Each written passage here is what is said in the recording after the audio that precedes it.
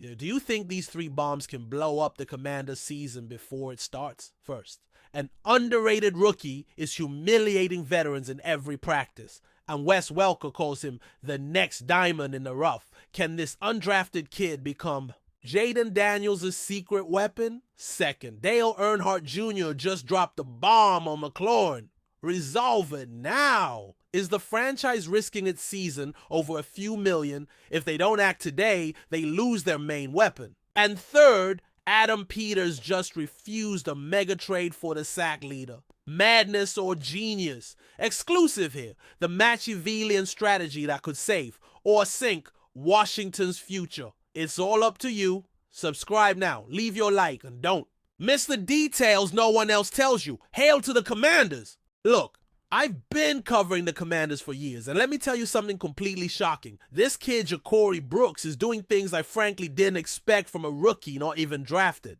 And when Dan Quinn has tough roster decisions to make, this guy's making it impressively easy. But before talking about what he's doing now, we need to understand exactly where this young man came from and why his story is so fascinating. Brooks arrived at Auburn after transferring from Alabama, where he couldn't find the playing time he wanted. And let me tell you something about that transfer. It wasn't just about minutes on the field. It was about finding a system that truly valued his unique skills. At Auburn, under offensive coordinator Philip Montgomery, Brooks finally flourished spectacularly. The numbers speak for themselves. 61 receptions for 1,013 yards and 9 touchdowns in his senior season. But here's what most people don't know. Brooks faced the toughest coverage in the entire SEC during the second half of the season when rival teams realized he was Auburn's main offensive threat. And now comes the interesting part. His relative athletic score was awful, ranking 215th among receivers in the draft class of 2025. His 40-yard time was mediocre, his top speed didn't impress anyone, and his agility numbers left much to be desired. Scouts looked at these numbers and basically said, this kid doesn't have what it takes for the next level. But let me tell you this, friends, sometimes numbers don't tell the whole story. And here is where Brooks is proving all those experts completely wrong. Because it turns out this young guy has something unmeasurable by combines or speed metrics. He had the highest contested catch rate of his entire draft class at 69. 0.6% among all receivers with at least 12 contested targets. And now I ask you, isn't that exactly what the Commanders need in the red zone and in critical third down conversions? Let's analyze what that statistic really means. In modern college football, where defenders are faster and stronger than ever, catching almost 70% of contested balls is absolutely extraordinary. That means Brooks has reliable hands, positional intelligence, and that competitive mindset that separates good receivers from great ones. During training camp, Brooks has been a total revelation from day one. The first 2 days, he scored 3 touchdowns playing both with starters and backups.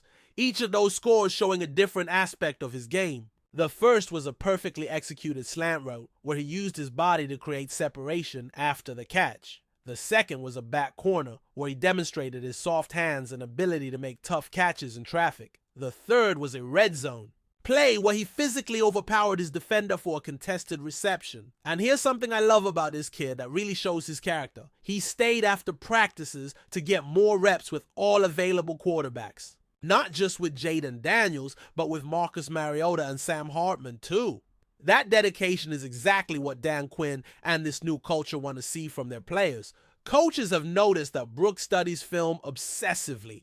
According to internal sources, he spends extra hours analyzing defensive formations, coverage trends, and release techniques. That level of mental preparation allows him to compensate for any athletic limitations he may have.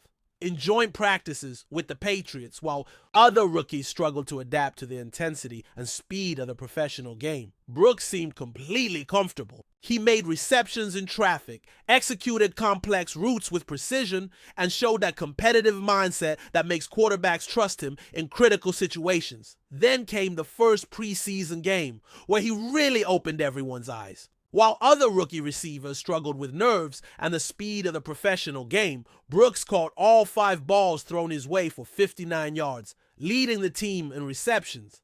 I think that speaks volumes about his mental preparation. and ability to perform under pressure when it truly matters. But let's analyze those 5 receptions in more detail, because each tells a different story. The first was a perfectly timed comeback route, where he showed his ability to find soft spots in zone coverage. The second was a catch over the middle, where he absorbed a hard hit but kept the ball secure. The third was a screen play where he showed his field vision after the catch. The fourth was an out route, where he demonstrated reliable hands in a very tight window. And the fifth was that memorable red zone play where he physically dominated his defender for the score. But here comes the most interesting part of all this, and it's something that could completely change his professional trajectory. JaMarr Brooks has direct access to one of the best possible mentors in football history, Wes Welker. And let me explain why this is absolutely crucial for his development. Welker was also considered slow when he entered the league.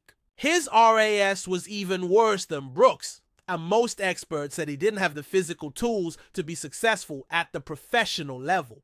But look at what he achieved in his career. 5 Pro Bowl selections, 2 All-Pro selections, and over 12,000 receiving yards in his career.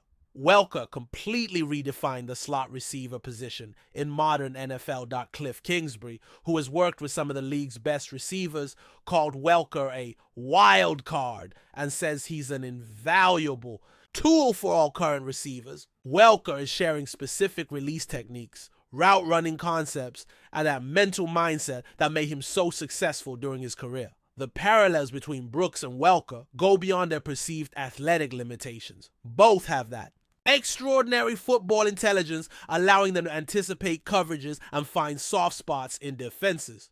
Both possess absolutely reliable hands in high-pressure situations, and both have that fierce competitiveness, making them want the ball at the most critical points of the game. With Terry McLaurin missing in contract negotiations and Noah Brown also missing time due to injury, Brooks is seizing every opportunity presented to him.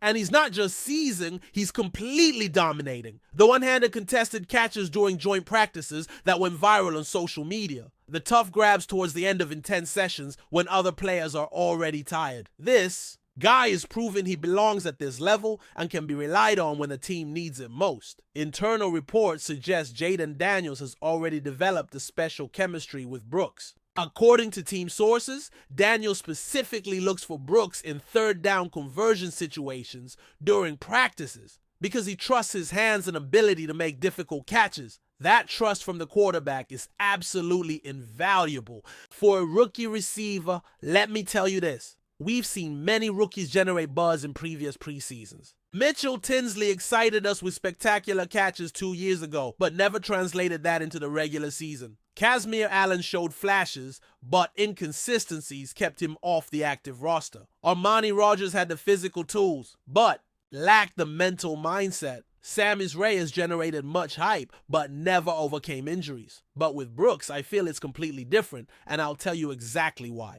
First, his preparation is different. While other rookies are trying to impress with spectacular plays, Brooks is focused on doing his job consistently well. Second, his mindset is different. He's not trying to be something he's not. He's maximizing exactly the skills he has. Third, he has the right mentoring with Welker, something none of those other rookies had. Monday night against the Bengals will be the ultimate test for this young man, and I believe he's more prepared than most think. Cincinnati has a talented secondary with players like DJ Turner and Cam Taylor-Britt, but Brooks will have opportunities if he can execute his routes with precision and show those reliable hands that have characterized him throughout training.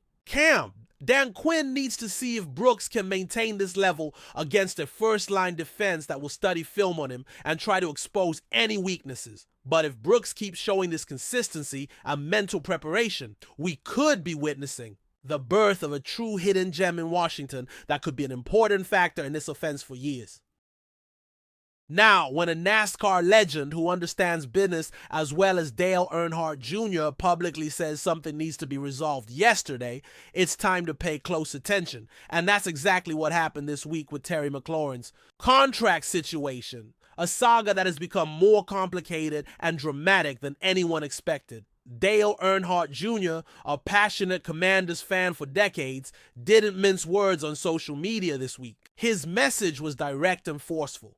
We need to resolve that yesterday. And I completely agree with him because this situation is not only becoming ridiculous, but potentially damaging to the team's playoff aspirations. But to truly understand why Dale Jr.'s opinion carries so much weight, we need to grasp the depth of his connection with his franchise and his understanding of the professional sports world. Earnhardt Jr. is not just another celebrity fan making superficial comments from the stands. He's a man who built a business empire, understands the complexities of contract negotiations, and has seen firsthand how business decisions can impact performance on the field. The connection between NASCAR and the Commanders runs much deeper than just Dale Jr. being a fan since childhood. Joe Gibbs, our legendary coach who brought 3 Super Bowls to Washington in the 80s and 90s, also founded Joe Gibbs Racing in 1992, which has become one of the most successful and respected teams in NASCAR with over 5 Cup Series championships. Gibbs understood something fundamental that many sports organizations never grasp: the importance of keeping your stars happy while building a sustainable winning culture. In NASCAR, that meant keeping drivers like Tony Stewart, Kyle Busch, and Denny Hamlin happy and motivated. In football, it meant building around quarterbacks like Mark Rypien and maintaining continuity to allow long-term success. Both Gibbs and Earnhardt Jr. perfectly understand that there's a moment in negotiations where penny pinching can become false economy. Yes, being financially smart is important, but when you have a truly special asset like Terry McLaurin, trying to save a few million can cost you much more in terms of team chemistry, morale, and on-field results. Now, let's analyze exactly where we stand with McLaurin and why this situation has become so problematic. Terry has been officially removed from the physically unable to perform list after dealing with an ankle injury. But it's obvious to anyone paying attention, he won't return to the field until his contract is satisfactorily resolved for both. Party's McLaren missed the mandatory minicamp in June, already a significant red flag. In Dan Quinn's culture, where participation and commitment are fundamental, seeing your number 1 receiver absent from mandatory activities sends a strong message to both the organization and his teammates. But now missing most of training. Camp in August, when chemistry with Jaden Daniels should be developing, is frankly concerning. And here's the core issue: McLaurin isn't asking for something unreasonable. He's been one of the most consistent and productive receivers in the league over the last 5 years, has maintained an elite level despite having mediocre quarterbacks for most of his career, and has been an exemplary professional both on and off the field. If anyone has earned the right to a generous contract extension, it's exactly Terry McLaurin. Reports on the state of negotiations have been contradictory and frustrating for weeks on end. One day we hear from sources close to the organization that talks are progressing well and a deal could be near. And the next day, other reporters suggest both sides are miles apart in terms of numbers and contract structure. This inconsistency in the reports probably reflects the actual volatility of the negotiations. But here's what really worries me about this whole situation: the timing. We are less than 3 weeks from the start of the regular season, and our number 1 receiver has yet to practice with the quarterback supposed to lead this franchise for the next decade. Jaden Daniels needs to develop confidence and timing with McLaurin, and every day passing without those reps is a lost day that cannot be recovered. The chemistry between quarterback and receiver is not something that can be simulated or artificially accelerated. It requires consistent reps, constant communication, and a mutual understanding that only develops through shared time on the field.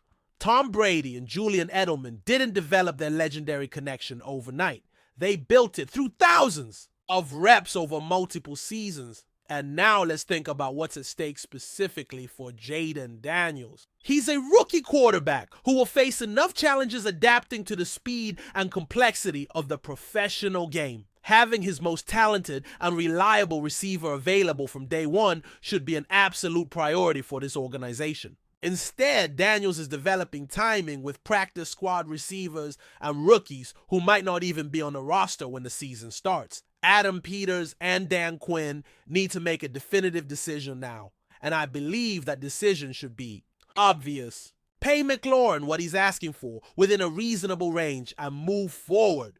Because if they can't reach an agreement soon, they'll have to seriously consider trade offers from other teams, or face the very real possibility that McLaurin refuses to play once the regular season begins on September 7th against the Giants. And let me be very clear about something. Trading McLaurin would be a disastrous decision for multiple reasons. First, they won't receive full value for a player in a contractual dispute.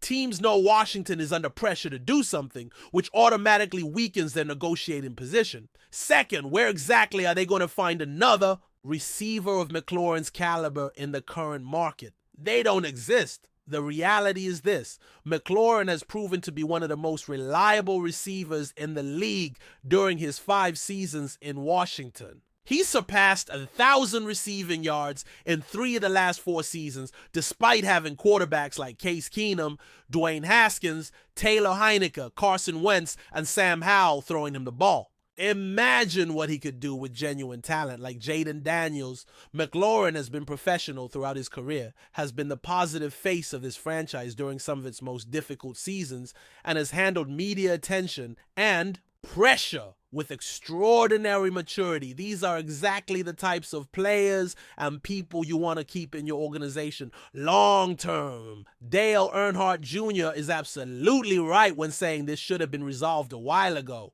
And if the management doesn't act decisively very soon, we could be witnessing a situation spiraling completely out of control just when we most need stability and chemistry on the field. The irony of this whole situation is that Washington finally has a quarterback with the potential to be special, finally has a coach in Dan Quinn who knows how to win at a professional level, and finally has management in Adam Peters who understands how to build a roster smartly. But they're going to sabotage all that by not wanting to pay their best receiver what he clearly deserves.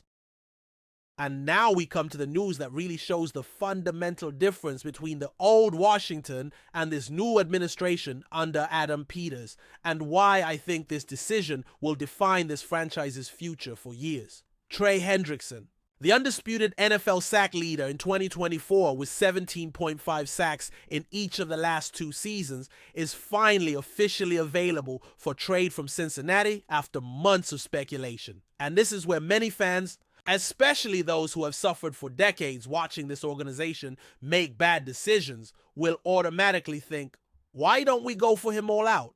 That reaction is understandable because Hendrickson is exactly the type of differential player this defense has needed for years. But I'm going to explain exactly why Peters is showing impressive discipline in staying away from this situation, and why I think he's absolutely right. First, let's be completely honest about what Cincinnati is asking for Hendrickson, because the numbers are absolutely astronomical. The Bengals are not only asking for young players who can immediately impact their roster, plus significant draft capital, but the team acquiring Hendrickson also has to be prepared to pay him $30 million or more per year in a new contract. That would make him one of the most expensive pass rushers in the entire league. Let me put that into perspective for you. $30 million per year for a player who will turn 31 in December. In professional football, especially for positions so dependent on athleticism and explosiveness like pass rush, the age of 31 is when physical decline generally begins. I'm not saying Hendrickson will immediately fall off a cliff, but history tells us very few pass rushers maintain their elite level after 32. Let's look at some historical examples to better understand this point. Jason Pierre-Paul had elite seasons until age 29, then began to decline. Julius Peppers was extraordinary until 30, but his impact significantly decreased after that. Even Von Miller, who has been one of the most durable, saw a notable drop in effectiveness after age 32. Now, some will speculate on the possibility of trading Terry McLaurin for Hendrickson in some sort of complex deal. In theory, Washington would pay Hendrickson roughly what they're willing to pay McLaurin, dramatically improve their pass rush, and the offense would still be led by Jaden Daniels with other receivers. But I believe that idea has more holes than a sieve, and I'll explain exactly why. First, and most obviously, McLaurin also wants a new contract and is amid his negotiations. Cincinnati just finished paying absolutely astronomical contracts to JaMarr Chase and T. Higgins this same season. Chase received a 5-year, $130 million extension with $73 million guaranteed. Higgins is playing under the franchise tag for over $21 million this year. Do you really think the Bengals want to add another expensive receiver to a payroll already heavily committed at that position? From a salary cap standpoint, it makes no sense for Cincinnati. They're already paying more than $40 million combined to Chase and Higgins just this year. Adding McLaren, who probably commands between $25 and $30 million per year, would be financially irresponsible for any organization. But here comes the most important part of this whole situation. And it really shows the evolution of this franchise of under Adam Peters. He's displaying exactly the discipline this organization has needed for entire decades. Instead of making desperate, costly moves for big names that look good in headlines but don't necessarily improve the team long term, Peters is building smartly, patiently, and sustainably. Think of the recent history of Washington with big moves. The trade for Carson Wentz that cost draft picks and resulted in a mediocre season. The signing of Albert Haynesworth for $100 million that became one of the worst contracts in franchise history. The trade for Alex Smith that, although initially seemed promising, ended up being costly when we consider their opportunity cost. Most of these moves were made from a position of desperation rather than strength. Peters is operating from a completely different mindset.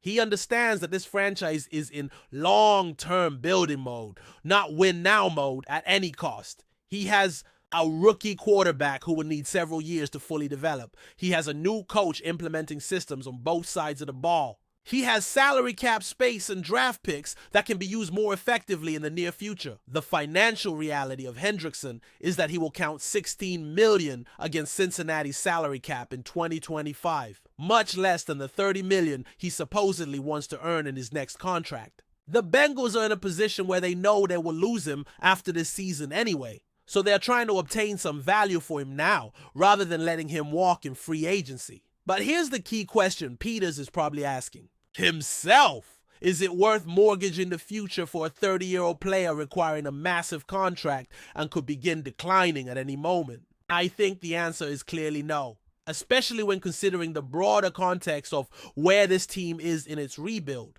Peters is playing the long game in a way this franchise hasn't seen in decades. He will keep his current stock of draft picks, especially those early picks that can become significant contributors. He will preserve his salary cap space for times when he truly needs to make strategic moves. He will keep his young players who can develop and become foundational pieces for the future. Instead of Hendrickson, Peters will bet on an elite pass rusher emerging from the current roster. Von Miller, despite his age, can still be a valuable mentor and situational contributor. Dante Fowler Jr. has shown flashes of brilliance when healthy. Rookie pass rushers like Jalen Harris could develop faster than expected with appropriate coaching. And if none of those internal options work, Peters has the flexibility to seek solutions in the 2026 draft or in free agency next year, when the market could be more favorable and prices more reasonable. This is the fundamental difference between discipline and desperation, and something Washington fans need to understand and appreciate. For years, we watched this organization make costly,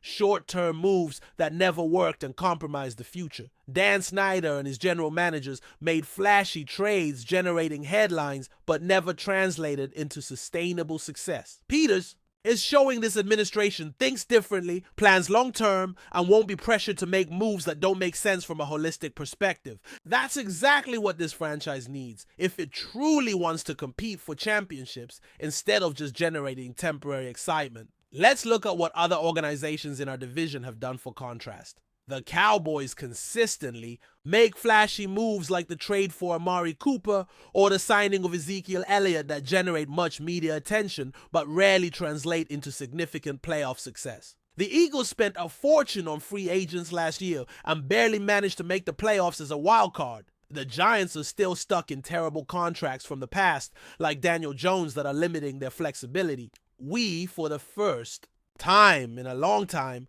are building the right way. With patience, with a vision for the future, and with the discipline to say no to moves that may seem attractive on the surface, but don't make sense when considering the big picture.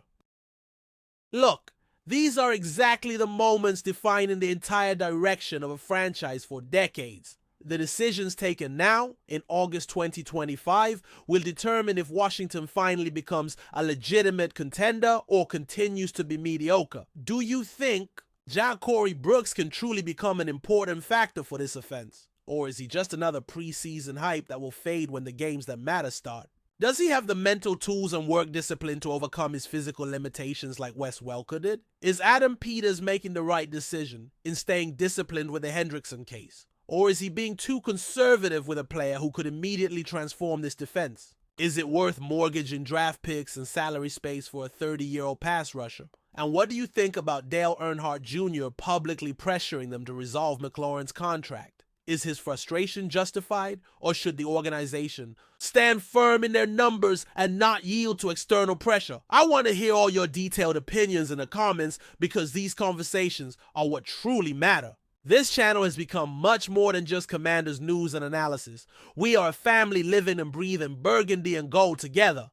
Every like, every comment, and every subscription helps us grow and continue bringing you the best content about our team that you won't find anywhere else. If this in-depth analysis helped you better understand the complexities of what's happening with the Commanders, if it gave you a new perspective on these critical decisions, give this video a like and subscribe to the channel, because every week we have more exclusive content, more detailed analysis, and more comprehensive coverage of everything happening in Washington.